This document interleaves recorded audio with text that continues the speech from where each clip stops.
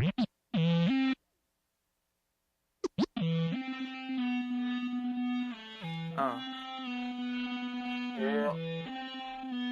Rock on, rock on, What up, this is Mehdi the Dirt Merchant of Sweatshop Union. Fortunate for me, I couldn't afford to be fortunate.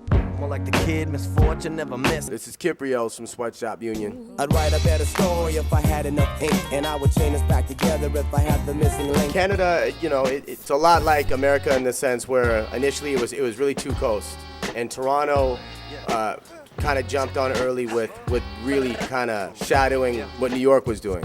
And Vancouver, though, it began to get an identity as well, but it was more of a West Coast state of mind. And the group, the seven of us, we were all kind of into underground music, both East Coast and West Coast music.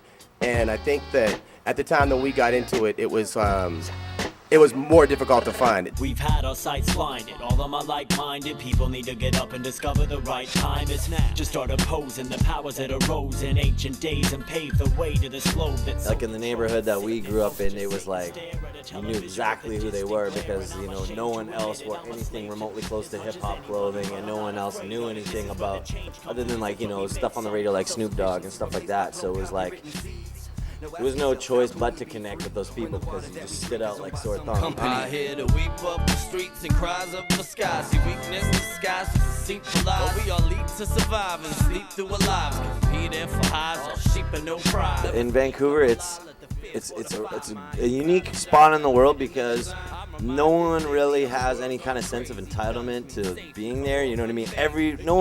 Barely anyone I know is like even second generation, pretty much. You know what I mean? There's such a melting pot that I think with our group, it's like it's not even a thing about, you know, specifics like that. It's purely about just making the best music as big, like picky music fans, where it's like everyone has their own upbringings and influences, and it just comes together where it's all just completely about trying to make the best music and trying to be better than everyone else. How you gonna say it when you're playing yourself? Your critics don't right, you ain't believing the hype. You in a fist fight, boxing with your shadow. You had to really like work for it, you know. You couldn't just go into a CD store and pick up, like our rap sections were small. We had to go to these little hip hop stores that had fat caps and, you know, mixtapes and tapes and 12 inches of vinyl.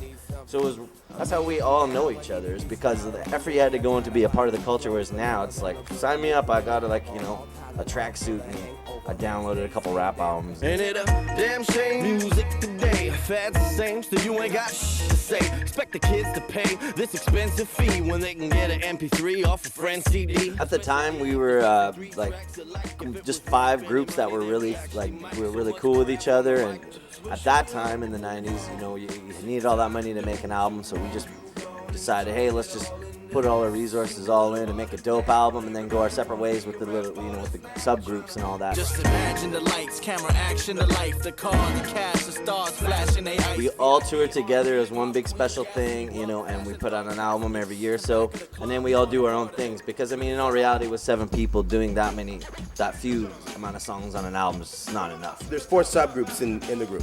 So everyone's kind of like, Mehdi's putting out a record with Moses, which is Dirty Circus, and like Pigeonhole are putting out a record, I'm putting out another record, and Innocent Bystanders are putting out records. We all care about what we're putting forward, you know what I mean? Like the Sweatshop as a brand and as a unit, that, you know, we try to make sure that what anybody's putting through represents the group in the end. And that sometimes is an editing and a filtering process that we try to hope like we just, you know, boil it down to the best compound.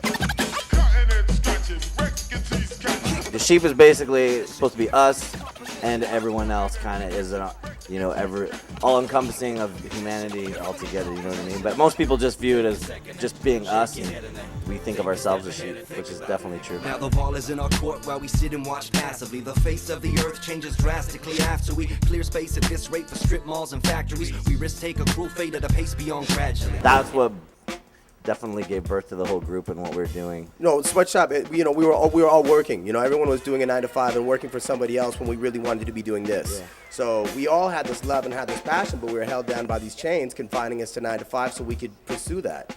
So Sweatshop kind of became the moniker of that, that connected us, and the sheep was like, you know, everybody's kind of following somebody else and not individual. The return of the poor man's rap. For those who don't own homes off rap. Come to the show. Come to the show. Or plug. Yeah. No, www.sweatshop.myspace.com/Sweatshop Union 7. Or you can go on Facebook at Sweatshop Union Family. And we actually read those emails and we respond to as quick as we can. This is a time of growth for those that know, and it's a time of hope for those that don't. But if your mind is open, you'll get shown.